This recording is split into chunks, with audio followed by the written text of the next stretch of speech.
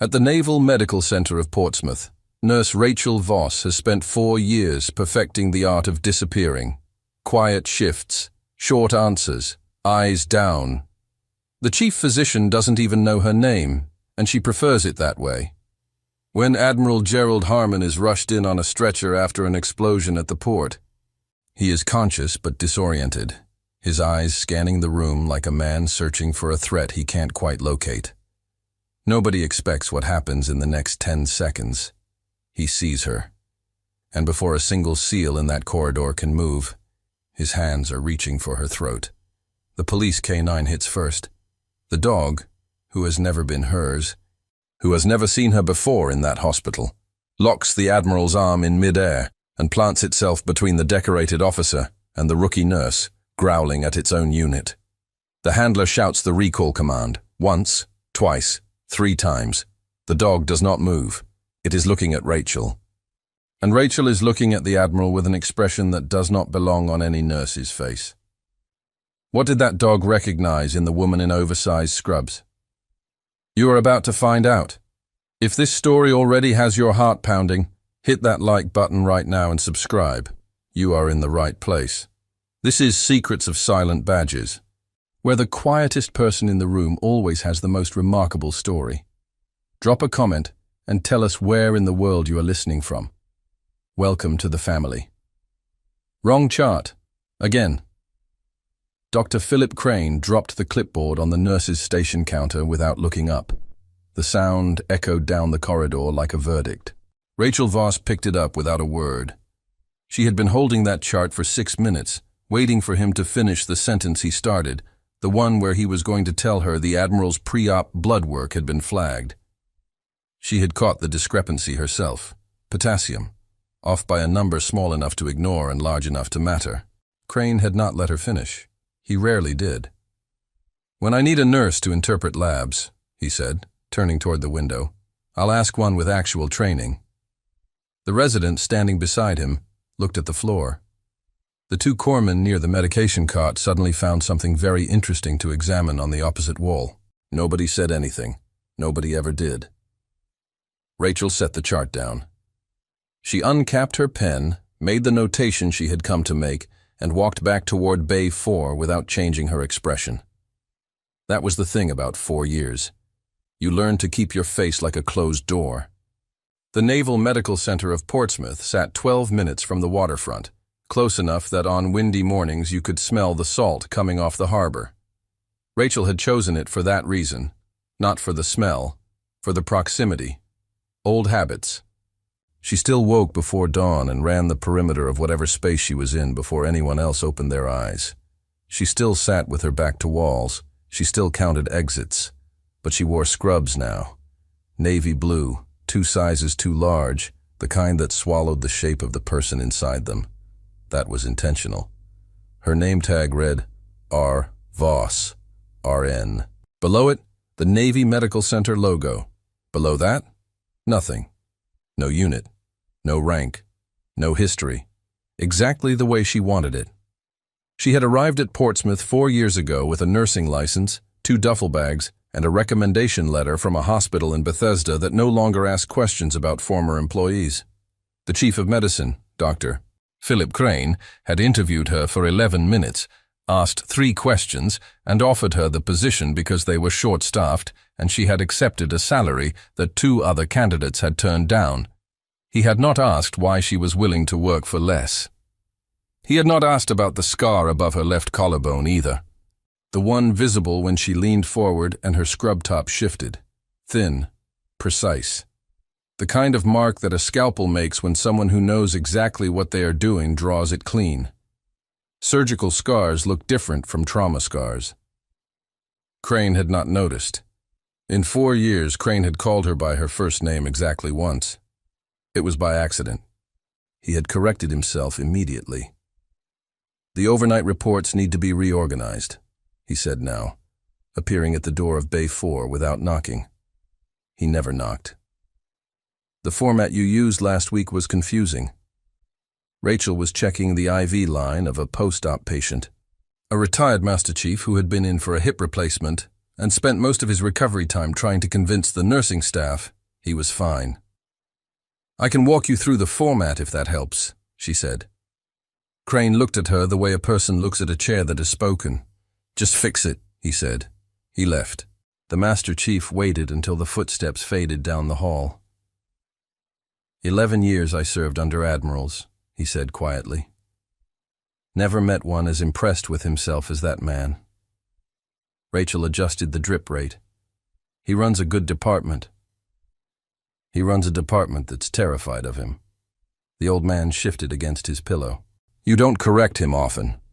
No. But you wanted to, just now, about whatever he said before.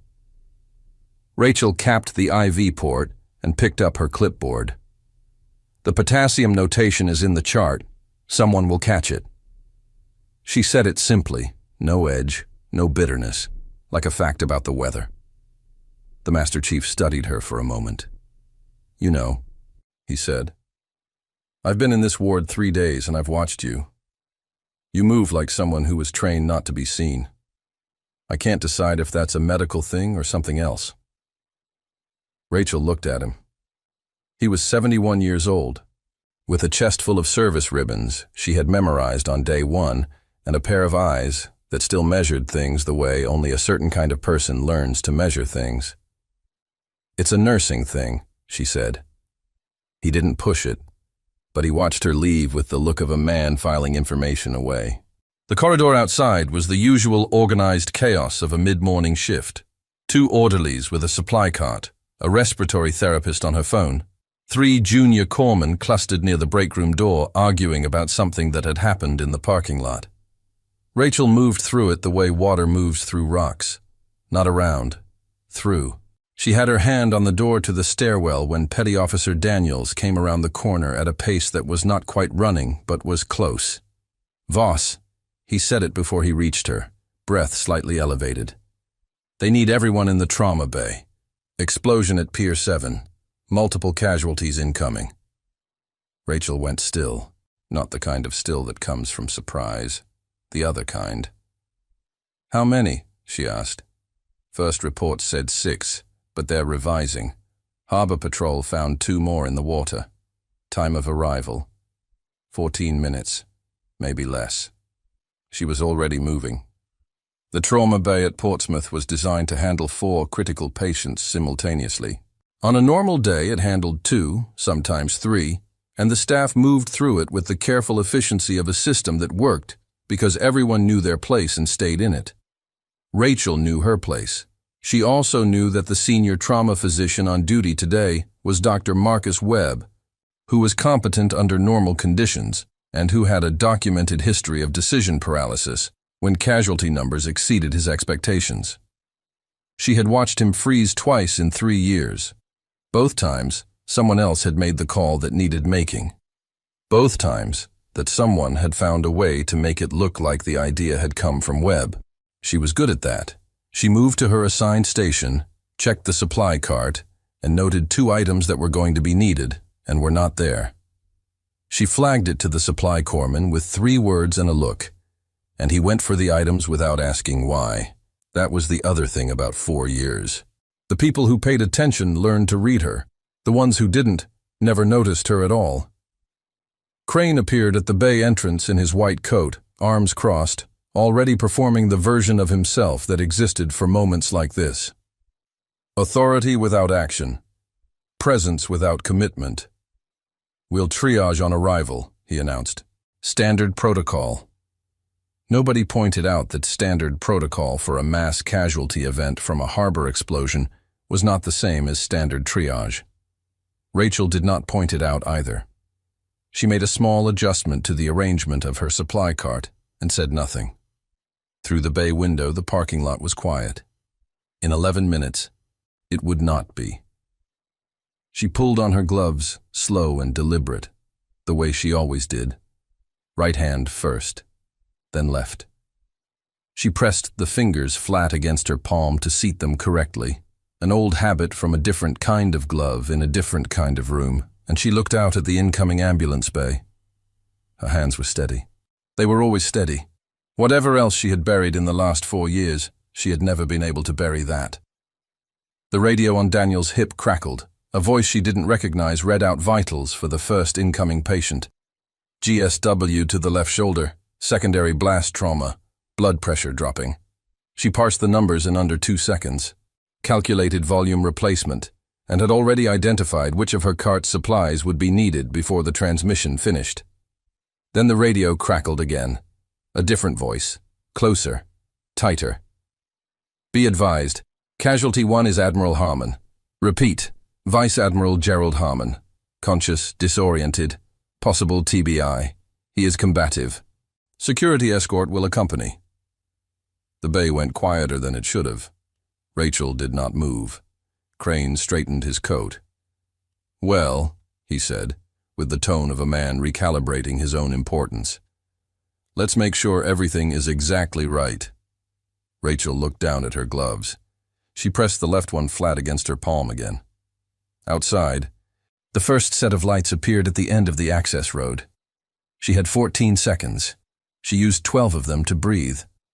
The last 2 she used to make sure her face was the face of a nurse. Nothing more. The doors opened. The first gurney came through the doors at speed. A harbor patrol officer, mid-30s. Blast burns across the left side of his face and neck, uniform shredded from the shoulder down. Conscious, eyes tracking. His right hand was pressed flat against his own abdomen with the focused pressure of someone who had been told to hold it there and had decided to take that instruction seriously. Rachel was already at the gurney before it cleared the threshold. "What's your name?" she said. "Kowalski. Kowalski, I'm Rachel. You're going to feel me press here. Tell me if it changes." She placed 2 fingers below his hand, lateral to the navel, and pressed with controlled, deliberate force. He exhaled hard but didn't pull away. She noted the quality of the muscle resistance, the skin temperature, the color of the tissue visible at the wound edge. "Abdomen is soft," she said, loud enough for Webb. "No guarding. Peritoneal involvement unlikely. Blast burns left lateral neck and face, partial thickness, no airway compromise at this time. Recommend secondary priority. Stabilize burns, monitor for delayed symptoms." Webb was already nodding. "Yes, get him to Bay 2. She moved with the gurney and handed off to the corpsman without breaking stride, turning back toward the entrance before Kowalski's wheels had stopped rolling. The second gurney came in 30 seconds behind the first, then the third. The bay organized itself the way it always did in the first minutes of a mass event, which was to say, it organized itself imperfectly, in the way that living systems do when they are asked to do more than they were built for. Webb called out instructions. The residents responded. Equipment was opened and discarded and opened again. Someone knocked over a tray and left it on the floor, and nobody had time to notice. Rachel moved through it. She did not run. She did not raise her voice. She appeared where she was needed approximately 4 seconds before the person who needed her realized they needed her, and she disappeared again the moment her function there was complete. The 4th casualty was a civilian contractor, both legs compromised below the knee, blast fragmentation, hemorrhage controlled in the field with improvised packing. She assessed the packing, identified that the left was adequate and the right was not. Repacked the right in under 90 seconds with technique that made the assisting resident pause and look at her hands. "Where did you learn that?" he said. "Continuing education," she said. She moved on. The 5th casualty was a young petty officer who was not going to make it without an intervention that Webb was not yet calling for. Rachel positioned herself at the edge of the resident's field of vision and made one comment, quiet and specific, about the patient's neck vein distension and tracheal shift. The resident looked. Then he looked again. Then he called Webb. Webb made the call. The intervention happened. The petty officer's pressure stabilized. Rachel was already at the 6th gurney. And then the doors opened again. Not the ambulance bay doors, the corridor doors. 4 men came through first. Civilian clothes, but the posture was not civilian. 2 on each side of the entrance, spacing correct, sight lines covered. Hands positioned in the particular way of people who carry weapons and have not removed them. Behind them, 2 military police officers with a K9 unit. The dog was a Belgian Malinois, tawny and black, built like compressed velocity, moving at a controlled heel that suggested it had been trained by someone who understood that the difference between a tool and a weapon is the hand holding it. Then, the last gurney. Admiral Gerald Harmon was a large man, even strapped to a stretcher. 63 years old, broad through the chest. The kind of physical presence that persists even when the person inside it is damaged. His dress uniform was partially cut away at the sleeve where the paramedics had worked on him. There was blood at his temple, dark and dried, and a pressure dressing on his right forearm. His eyes were open. That was the first thing Rachel registered. His eyes were open, and they were moving. Not randomly, not the unfocused drift of a man who had taken too much blast wave to the skull and hadn't found his way back yet. These were eyes that were searching, systematically. The way a person searches a room when they are looking for something specific and have reason to believe it is there. She was standing at the foot of Gurney 6, 3 meters from the corridor doors, when he found her. The searching stopped. Everything in his face changed. It was fast. The kind of fast that most people in that room would not catch because they were not looking at his face at that moment. They were looking at monitors and charts and the controlled emergency of everything else happening around them. But Rachel was looking at his face because she had been looking at his face since the moment the corridor doors opened. And she saw the exact instant when his expression shifted from disoriented to something else entirely. Recognition. And then something behind the recognition that arrived a half-second later. Fear. His right hand came off the gurney rail. One of the SEAL escorts moved forward instinctively. He was fast. The Admiral was faster. He was upright in a way that should not have been physically possible for a man with his injuries. Half off the gurney, his left hand already extended, reaching across the distance toward her throat with the directional certainty of a man who had done things like this before, and whose body remembered how even when his mind was operating somewhere between the explosion and the present moment, Rachel did not step back. She went very still. The Malinois hit him before any human in the room had processed what was happening. Not a bite, a block. The dog came off its heel position with a force and precision that suggested it had not been commanded to do so, because the handler was still reaching for his radio when the animal was already airborne. It caught the Admiral's extended arm at the forearm and redirected it downward and away, absorbing the momentum with its body weight, planting itself between Harmon and the woman in blue scrubs with the finality of something that has made a decision and will not be revisited. The Admiral was driven back against the gurney. The SEAL escorts had weapons halfway out of concealment before they registered that the threat was the dog. Then they froze because the dog was military working police, and drawing on it was a different kind of problem. The handler shouted the recall command. The dog did not move. Shouted it again, louder, with the particular edge of a man whose authority is being publicly ignored by an extension of himself. The dog stayed. It was positioned between Harmon and Rachel, low and forward, weight distributed over all 4 legs, hackles raised the full length of its spine. It was not looking at the Admiral. It had assessed him and dismissed him as the immediate variable. It was looking at Rachel, not the way a dog looks at a threat, the way a dog looks at someone it knows. The entire trauma bay had stopped, not frozen. Medical staff do not freeze when they are trained, but the particular quality of motion in the room changed. Things slowed. Eyes moved. A resident who had been calling pressure readings into a recorder let the last number trail off without finishing it. Webb was standing 6 feet away with his mouth slightly open. Crane had appeared from somewhere, drawn by the sound of it, and stood at the bay entrance looking at the scene with an expression that suggested he was doing arithmetic he didn't have the variables for.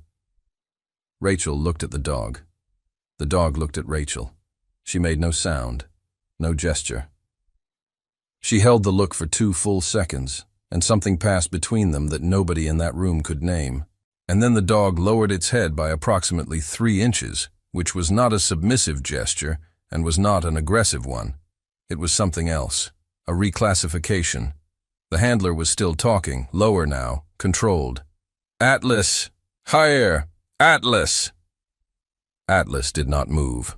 The senior SEAL escort stepped forward.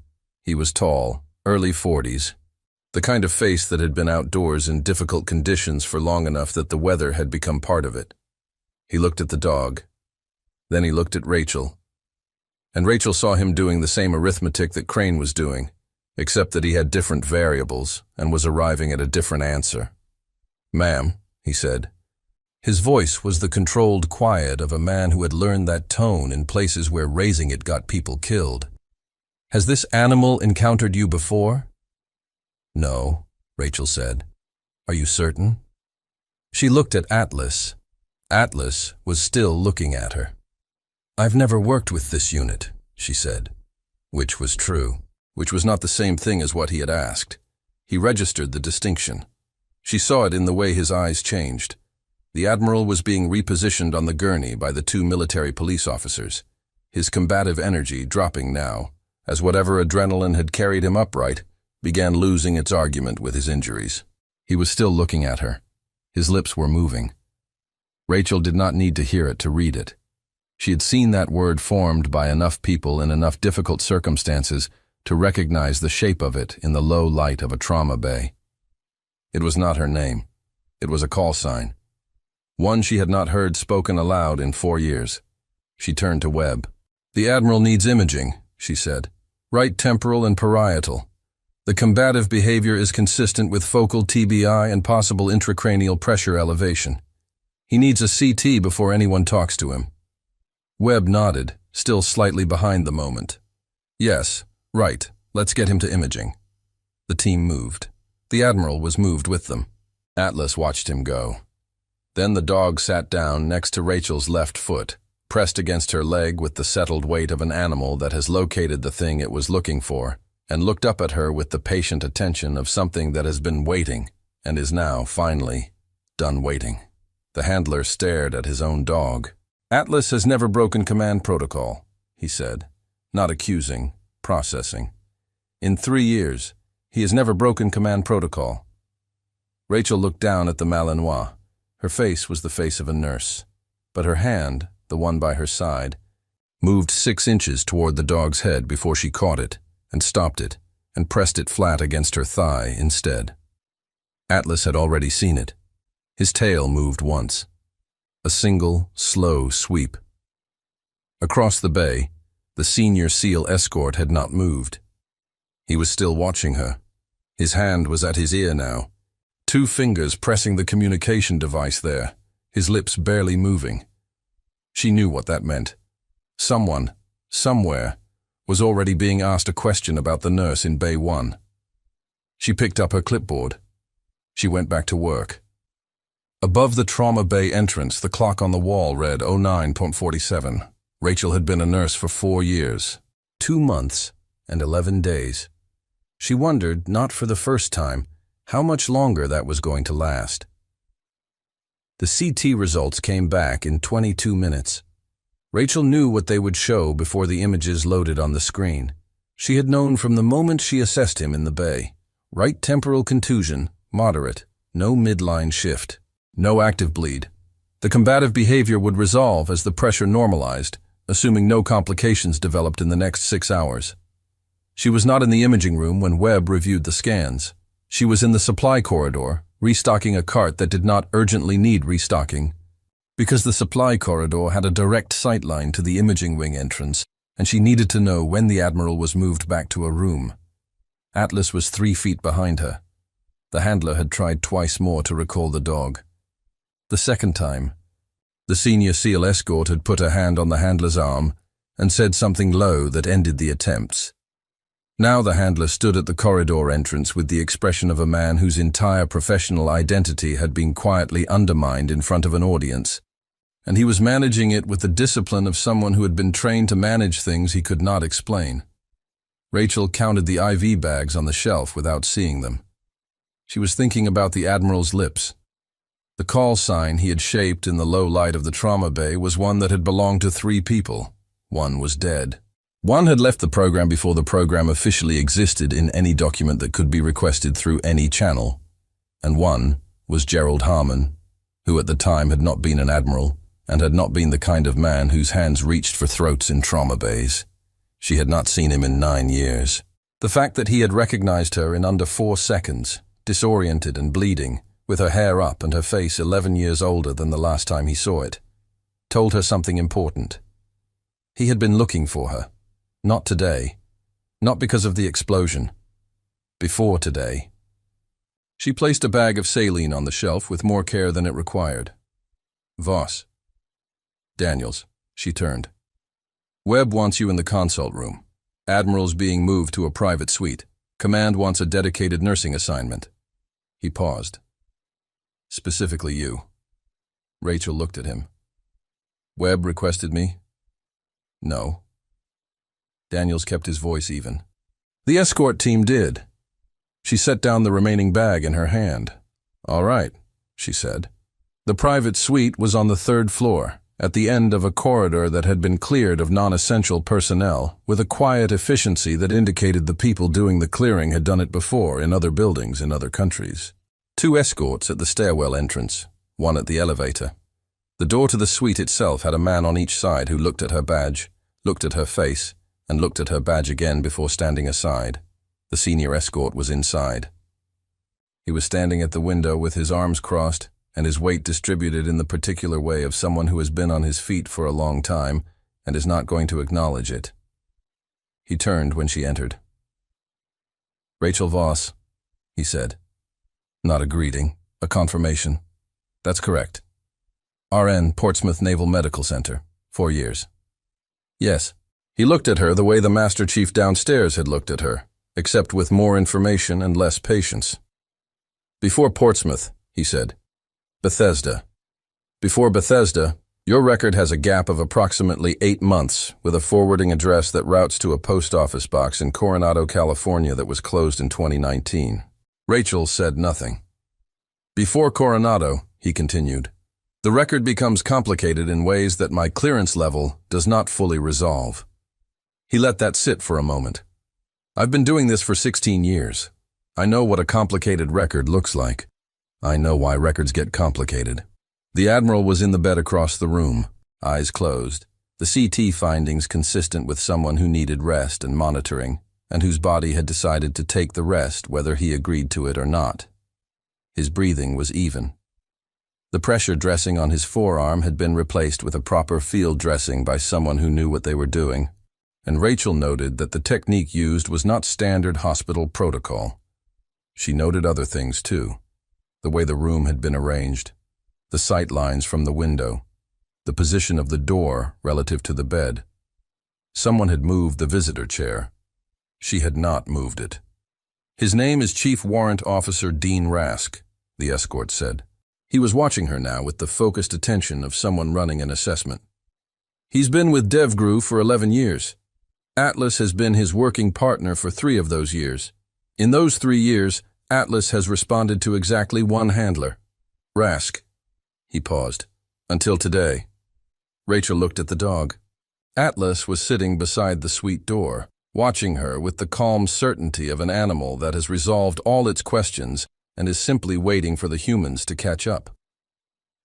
Dogs have better memories than people give them credit for, she said. Yes, Rask said. They do. He reached into the chest pocket of his jacket and removed a photograph. He held it out toward her. She did not take it immediately. She looked at it from where she stood. It was a field photograph, the kind taken on a phone or a small tactical camera in poor light, the colors slightly washed. A forward operating base. She could tell from the structure in the background. A group of people in various states of military gear, some sitting, some standing. The informal posture of a team between operations. In the left corner, barely in frame, a dog. Younger, thinner through the chest. But the coloring was identical, and the ears were the same, and the way it was sitting, weight slightly forward, eyes toward the camera with that particular quality of attention, was exact. Next to the dog, a hand. Just a hand, and part of a forearm. The rest of the person was out of frame. On the forearm, a scar, thin, lateral, below the elbow. Rachel became very still. She was wearing long sleeves today. She always wore long sleeves. Rask looked at her left arm. Atlas was assigned to a joint task force operation in 2018, he said. Classified. The team included elements from DevGru and one attached medical officer, whose name appears in the mission logs as a redacted designator. He lowered the photograph. Atlas was wounded during exfil. Blast fragmentation, left flank. The medical officer performed emergency surgery on the animal in a vehicle moving at highway speed in the dark. He stopped. Rask has told that story 3 times in the last year because nobody believes it. He says the hands that worked on Atlas that night were the most precise he had ever seen outside of an operating theater. The Admiral moved in the bed, not waking. A shift.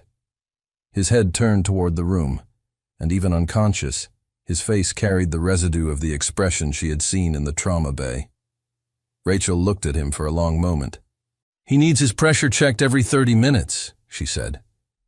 "If his GCS drops below 14, CT is repeated immediately regardless of what anyone in this room decides about anything else." "Voss?" She looked at Rask. He was holding the photograph out again. This time she took it. She looked at the hand in the corner, the forearm, the scar. She set it on the bedside table, face down. "I'll get his vitals," she said. She moved to the bed, wrapped the cuff, positioned her fingers, and did what nurses do. Her hands were absolutely steady. The numbers were what she expected.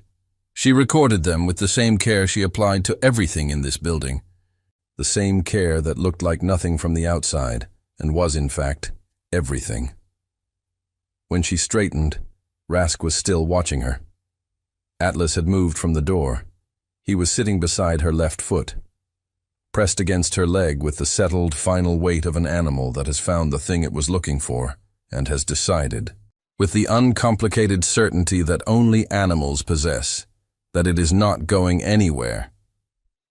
She did not look down at him, but her hand moved, and this time she did not stop it.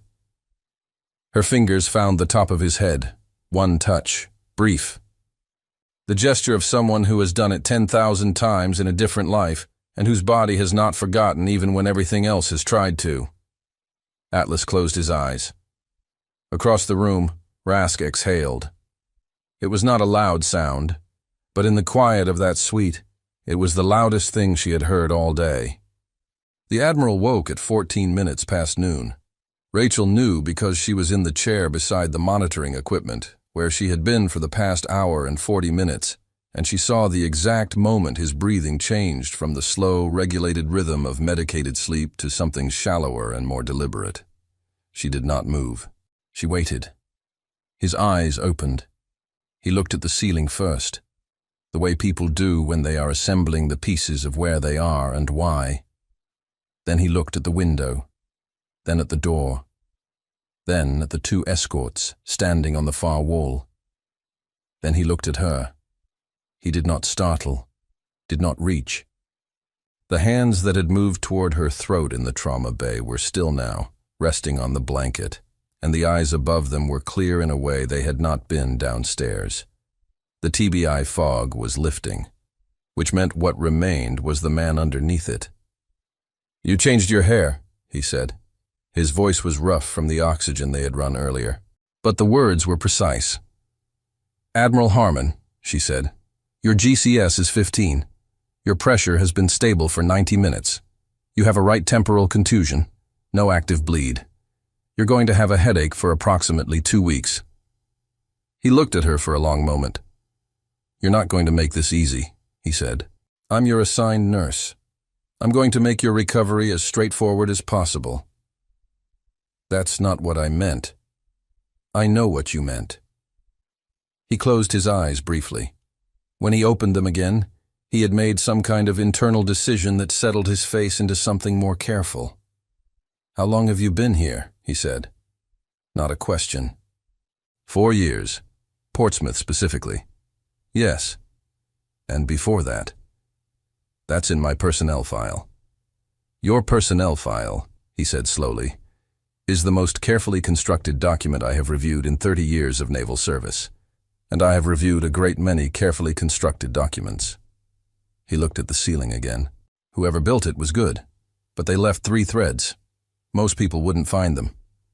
I found them because I was looking specifically for you. Rachel said nothing. From the door, Atlas watched them both. Rask was outside the suite. He had stepped out 20 minutes ago to take a call and had not returned, which Rachel noted and filed. The two escorts on the far wall were present, but positioned with the careful inattention of professionals giving their principal a conversation while maintaining the room. "Why were you looking?" she said. Harmon turned his head toward her. The movement cost him something. She saw it in the way he controlled his expression. "Because 3 months ago," he said, "someone tried to access a classified archive. The archive contains records from a joint task force operation that officially does not exist. The access attempt was traced to a terminal inside this building." He paused. "Someone in this hospital went looking for that file. Either they were looking for what's in it, or they were looking to confirm that it was still sealed." Rachel kept her face neutral.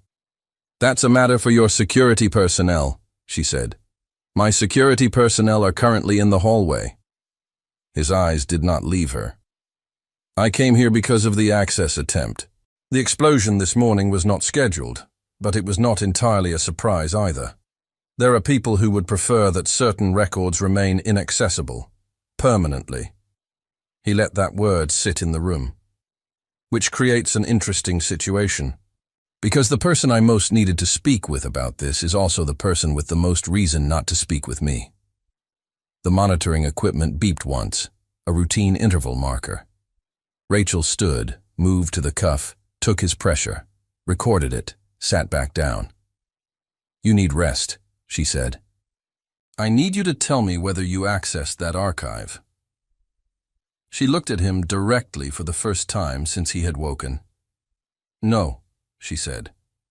He studied her face with the attention of a man who has spent decades being lied to by people who were very good at it, and who has developed the corresponding ability to read the quality of a denial. "All right," he said. "Then someone else did. Someone who knew it existed. Someone with a reason to want it open, or to want it confirmed sealed. That narrows the field considerably." He exhaled. "There were 11 people with operational knowledge of that file. 4 are dead. 3 have clearances that don't reach that archive. That leaves 4. I am one of them." Rachel was quiet. "I need to know if you're in danger," he said. Simply, without the weight of rank or history, just the words. She looked at Atlas. The dog was still watching her with that particular quality of attention that she had not encountered in any other animal in her life. The attention of something that has made a commitment and does not revise commitments based on changing conditions. "I've been in danger before," she said. "This is different. The people who access that archive are not foreign assets. They are not external threats." He stopped. "They are internal. Which means they have access to things that external threats do not." The door to the suite opened. Rask entered. Behind him, a man Rachel had not seen before. Civilian clothes. The kind of civilian clothes that are chosen specifically to look unremarkable, which is its own kind of remarkable. Mid-50s. A face that had been trained into blankness. A badge at his hip that he did not make a visible effort to conceal. Naval Criminal Investigative Service. Rachel looked at Harmon. Harmon looked at the ceiling. "I did not invite him," he said quietly. The NCIS agent stopped at the center of the room and looked at Rachel with the particular quality of someone who has been briefed. "Ms. Voss," he said, "I'm Special Agent Dolan. I'd like to ask you a few questions about your time at Bethesda Medical Center, specifically the 8 months between March and November of 2019. "She's a nurse," Crane said. Rachel turned. Crane had appeared in the doorway behind Dolan, drawn by whatever instinct draws men like Crane to rooms where authority is being exercised, because authority is the only weather they know how to navigate. "She has a patient to attend to," Crane continued, with the tone of a man who believes he is being protective while actually being territorial. "Whatever your questions are, they can wait until her shift ends." Dolan looked at Crane with the expression of a man who has learned to be patient with obstacles. "Dr. Crane," he said, "this is a federal inquiry. Her shift schedule is not a relevant variable. Crane opened his mouth. It's all right, Rachel said. Everyone looked at her. She stood up from the chair beside the Admiral's bed. She smoothed her scrubs. She picked up her clipboard with the unhurried motion of a woman who has decided something. I'll answer your questions, she said, but I want the medical chart signed off first. Admiral Harmon's next pressure check is in 28 minutes. Someone needs to cover it. Dolan nodded. Crane stared at her. The Admiral, from the bed, was watching her with an expression she recognized. It was the expression of someone watching a person choose a direction and understanding what the choice costs. She moved toward the door. Atlas stood. The dog moved with her, falling into position at her left side with the smooth precision of an animal sliding into a practiced formation. She stopped. She looked down at him. Stay, she said. It came out in the particular register of someone who has given that command before, in that exact tone, in that exact cadence, and whose body produces it from somewhere below conscious language. Atlas sat. Rask made a sound that was not quite a word. She walked out. In the corridor, Dolan fell into step beside her. 2 additional agents she had not seen before appeared from the stairwell doorway and followed at a distance that was professional and was also a perimeter. Ms. Voss, Dolan said, I want you to understand that you are not currently under investigation. I understand, she said. The questions I have are background, context. I understand that too. He glanced at her. You don't seem particularly surprised by any of this. She looked straight ahead at the corridor. Special Agent Dolan, she said. I've been waiting for someone to come ask me questions for 4 years. What surprises me is that it took this long. He was quiet for a moment. The conference room on this floor is available, he said. I know where it is, she said. She led the way. The conference room had one window, northeast facing, overlooking the parking structure.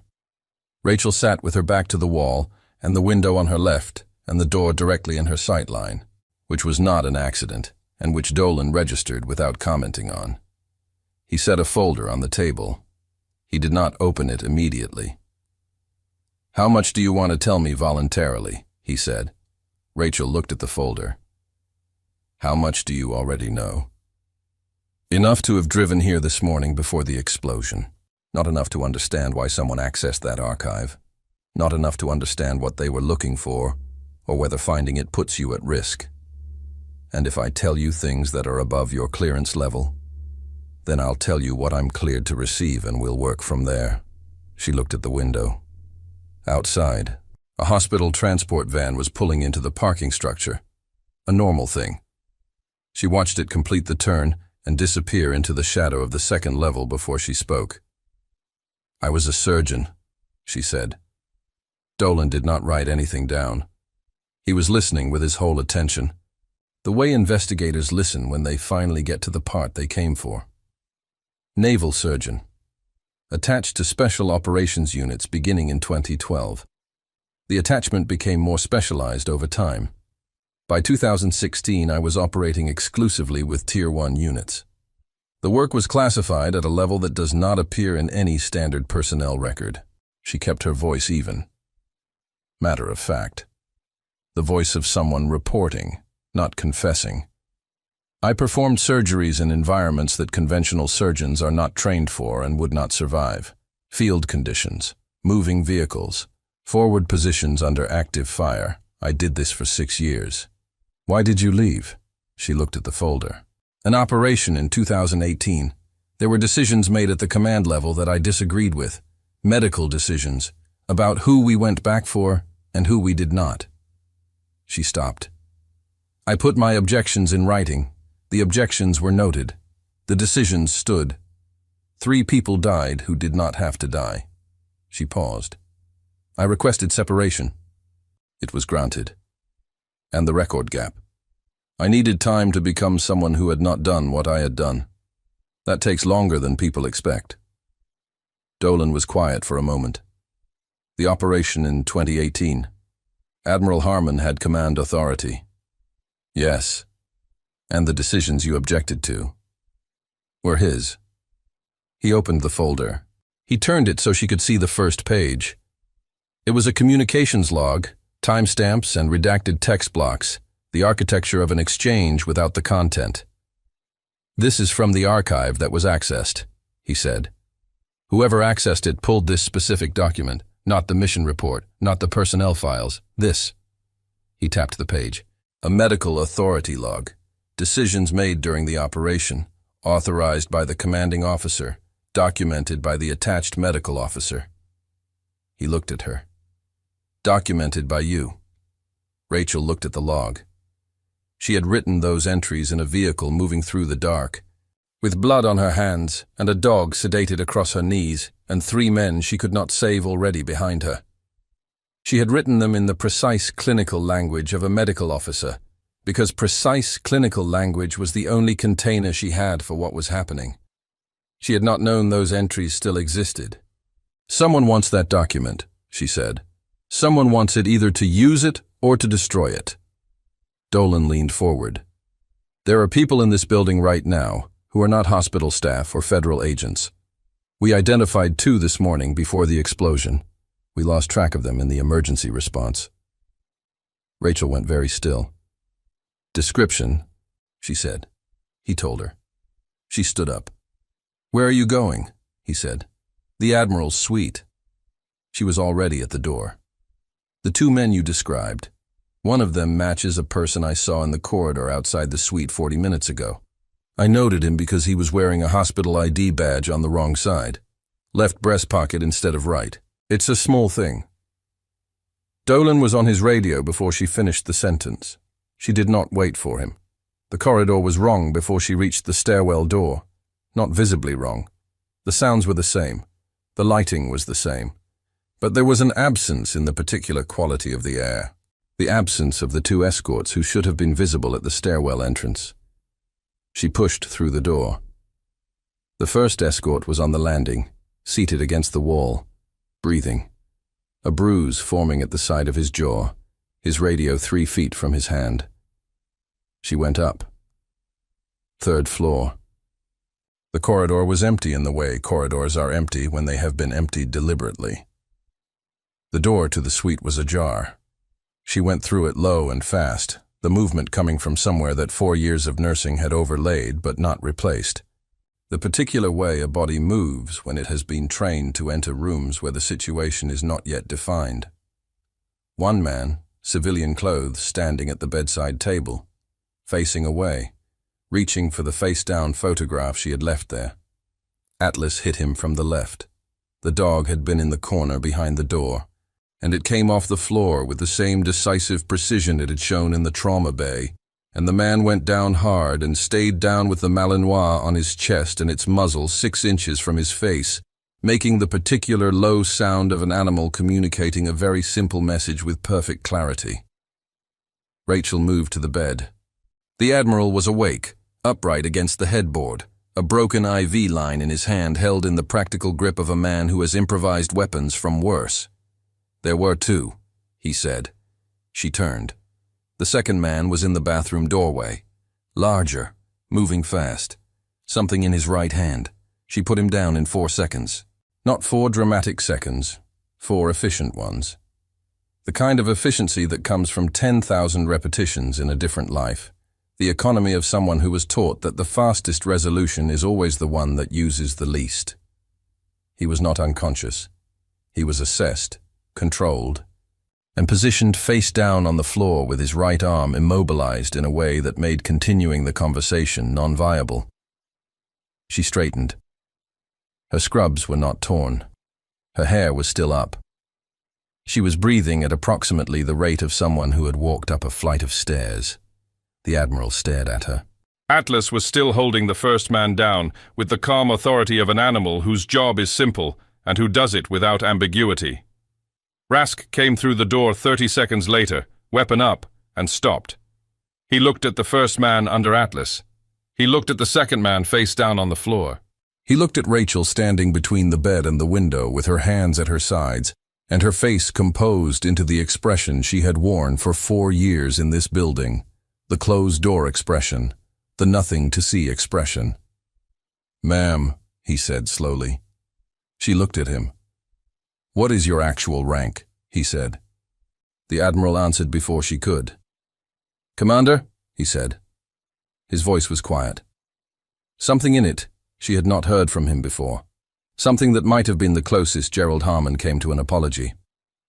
Commander Rachel Voss, Naval Special Warfare Development Group, Attached Surgeon, 2012 to 2019, separated under circumstances that I have had 7 years to think about. He looked at her, and have not thought about correctly until today. Dolan came through the door. He took in the room. He looked at Rachel. You want to tell me how long that took? He said. 4 seconds for the second subject, she said. Atlas handled the first. He looked at Atlas. Atlas was still holding the first man down with the absolute commitment of an animal that has made a decision. Atlas, Rachel said. The dog stepped back, sat, looked at her. She looked back at him.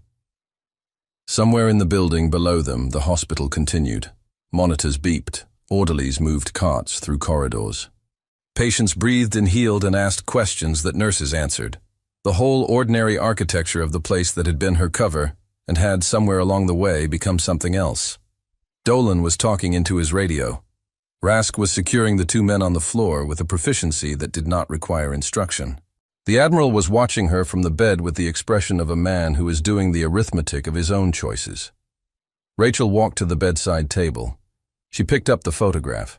She looked at it for a moment. The hand in the corner, the forearm, the scar, the dog beside it, younger and thinner, with the same eyes. She set it down again, face up this time. His next pressure check is in 6 minutes, she said. She looked at Dolan. I'll need a few more minutes before I can answer the rest of your questions. He looked at her for a moment, then he nodded. She went to get the cuff.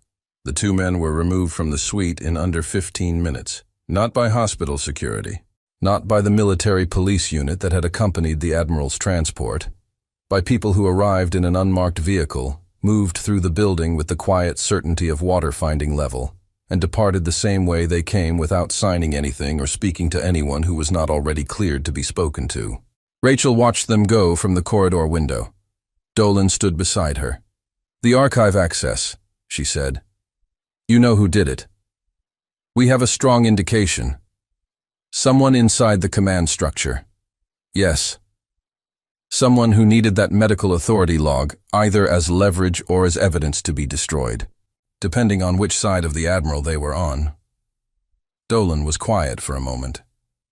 The people who just left are going to have a conversation with several individuals about that question. It will not be a short conversation. She looked at the window. The explosion this morning, she said. It wasn't meant for the Admiral. It was not a question. Dolan did not answer immediately, which was its own kind of answer. The device was placed at Pier 7, he said carefully. The Admiral's arrival at that pier was on a schedule that was known to a limited number of people. The detonation occurred 11 minutes before his scheduled arrival. He paused. Whether that represents a timing failure or a deliberate choice to create chaos without a casualty at the principal level is something we are still determining. Rachel absorbed this. But someone wanted him here, she said, in this hospital, where I am. Someone wanted several things, Dolan said. And some of those things are in conflict with each other, which suggests that the people involved are not operating with unified objectives. He turned to look at her, which is actually useful information if you know how to use it. She looked at him. He had the expression of a man delivering a message he has been authorized to deliver and is now waiting to see if it lands correctly. What exactly are you asking me? She said. I'm not asking you anything, he said. I'm telling you that a specific federal inquiry has been opened. That the inquiry requires someone with a particular combination of skills, clearances, and knowledge of the operational history involved, and that the person best positioned to contribute to that inquiry is currently standing in front of me wearing blue scrubs and holding a blood pressure cuff. Rachel looked down at the cuff in her hand. She had forgotten she was holding it. I'm a nurse, she said. You put 2 trained operatives on the floor in 4 seconds this morning, Dolan said. One of them has a dislocated shoulder, and the other one is going to be eating soft food for a month. He let that sit. You're a nurse the way this building is a hospital. Technically accurate, significantly incomplete. She walked back toward the suite. He followed. Inside, Rask was standing near the door. Atlas was beside him, but the dog's attention was on Rachel in the way it had been all day, that patient, settled quality of attention that did not waver. The Admiral was sitting up in the bed, with the careful posture of a man managing a headache and a reckoning simultaneously. Crane had appeared at some point, and was standing near the monitoring equipment with the expression of someone who has been in the room long enough to understand that he does not understand what is happening in the room. Rachel went to the bed. She took the Admiral's pressure, recorded it. Then she stood beside the bed and looked at Gerald Harmon with the direct, unguarded look she had not given him since before she had learned to keep her face like a closed door. The 3 men in 2018, she said. He met her eyes. Petty Officer Marcus Webb, Sergeant Daniel Okafor, Chief Warrant Officer Louis Tran. She said the names the way she said them in the dark, alone, which was slowly and with full weight given to each one. You left them. The room was very quiet. I left them, he said, because the mission window had closed. Yes. Because extracting them would have exposed the operation. Yes. And the medical authority log I wrote that night documented that all 3 men were viable for extraction at the time the window closed, that they did not have to die, that the decision to leave them was not a medical necessity. It was a command choice. Yes, he said. It was. He said it without deflection, without the architecture of justification that men in his position learn to build around difficult decisions. He said it the way a fact is stated when the time for managing it has passed. That document, he said, has existed for 7 years. I have known it existed. I did not destroy it, because destroying it would have required acknowledging that I knew what was in it. And because, he stopped, because they deserved to have it exist, even if no one ever read it. They deserved for someone to have written it down. Rachel looked at him for a long time. Somewhere in her chest, something that had been positioned like a load-bearing wall for 7 years shifted by a degree that was small and was not small at all. The inquiry, she said. She was not speaking to Harmon now. She was speaking to Dolan, but she kept her eyes on the Admiral. It goes up the chain. It goes significantly up the chain, Dolan said. The people who wanted that document destroyed are the same people who made the decisions that the document describes, and who have spent 7 years ensuring that those decisions remained unexamined. He paused. They did not anticipate that the document would outlast their access to it, and they did not anticipate that the person who wrote it would still be findable. Rachel set the blood pressure cuff on the table. She looked at her hands. Steady. They had always been steady. Even when everything else about her life had been the organized practice of remaining unseen, her hands had never learned to be anything other than what they were. If I do this, she said. It's not a consultation. It's not background assistance. No, Dolan said. It would not be. The people involved, their resources, are significant, which is why the inquiry requires someone who cannot be easily identified, approached, or managed by those resources. Someone who has spent 4 years becoming invisible. He let the word find its own weight in the room. Someone who is very good at being in a room without anyone understanding what they are. Crane cleared his throat. Everyone looked at him. He had the expression of a man who has been standing at the edge of a conversation for 20 minutes and has finally accepted that he has not understood a single word of it. Voss, he said, with the residual authority of a man who is accustomed to his name being the last one spoken.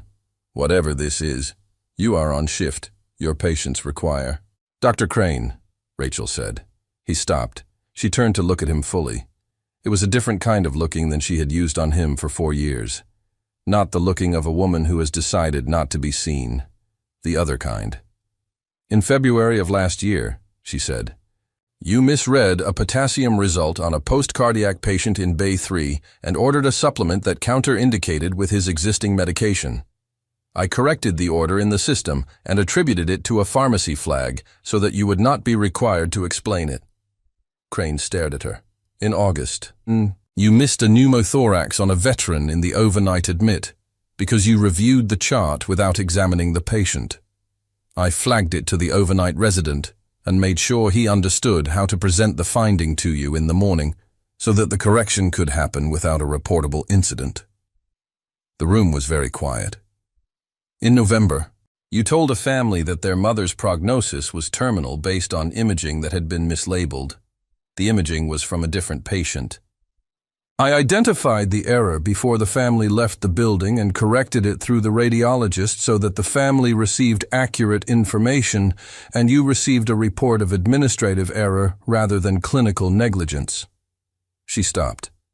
Crane's face had gone the color of old paper.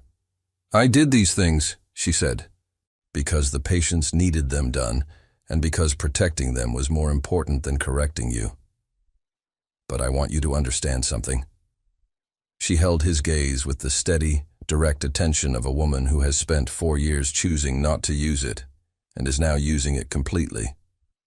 "I was never furniture. I was never background. I was never someone whose name you didn't need to know. Every person in this building who went home healthy, every family that didn't get the wrong news, every outcome that held when it should have failed." She paused. "You're welcome." Crane opened his mouth, closed it, looked at the floor. Rask, near the door, made a sound that he converted quickly into a cough. The Admiral, from the bed, was looking at Rachel with the expression of a man watching something he should have seen 7 years ago and is seeing now for the first time with full clarity. "Commander Voss," he said. She looked at him. "I would like to make a formal request," he said, "through whatever channel Agent Dolan determines appropriate, for your involvement in this inquiry." He paused. "And I would like to say, on the record, in this room, that the medical authority log you wrote in 2018 was the most accurate document produced by that operation, and that the 3 names in it should not have been left where they were, and that I have known that for 7 years." The room held that for a moment. Rachel looked at Atlas. Atlas looked back at her with the uncomplicated certainty of an animal for whom the question of who she was had never been in doubt, not for a single moment of the day, not since the first second he found her in the trauma bay and made his assessment and sat down beside her foot and declined to revise it regardless of what any human in the room commanded. She reached down. Her hand found the top of his head. He pressed up into it with the quiet force of something returning. She straightened. She looked at Dolan. "I'll need 48 hours, she said. "For what?" "To brief my replacement on the ward. There are 3 patients in long-term recovery whose care protocols are not fully documented. There's a veteran in room 12 who responds to a specific approach that isn't in his chart. And there's a Master Chief downstairs who is going to try to discharge himself by Thursday and will need someone who knows how to have that conversation with him." Dolan looked at her for a moment. 48 hours, he said. She nodded. She picked up her clipboard. She walked to the door. At the threshold, she stopped and looked back at the room, at the Admiral in the bed with 7 years of arithmetic finally balancing, at Dolan with his folder and his federal weight, at Crane standing at the edge of the room with the look of a man who has just understood something about furniture, at Rask with his hand on his dog's collar and his eyes on the woman who had trained that dog before he existed in this story, at Atlas, who was watching her the way he had watched her all day. "Stay," she said. Atlas sat. She walked out. The corridor received her the way it always had. Fluorescent light, linoleum. The sounds of a building full of people who needed things done. She moved through it the way water moves through rock. Not around, through. She had 12 patients to check on, 3 care protocols to document, and 1 Master Chief to outmaneuver before Thursday. After that, she had a different kind of work to do. She was good at both. She had always been good at both. The difference was that now, for the first time in 4 years, she was not pretending otherwise. The end. If this story hit you somewhere deep, if you have ever watched someone be underestimated and knew, before anyone else did, that they were wrong about that person, drop a comment right now and tell us about it. Tell us where in the world you are listening from. Every single comment means this story reaches someone new who needs to hear it. Hit that like button, subscribe, and turn on notifications, because next week we bring you another story about the person in the room nobody sees until the moment it matters most. You are now part of this family. Welcome to Secrets of Silent Badges.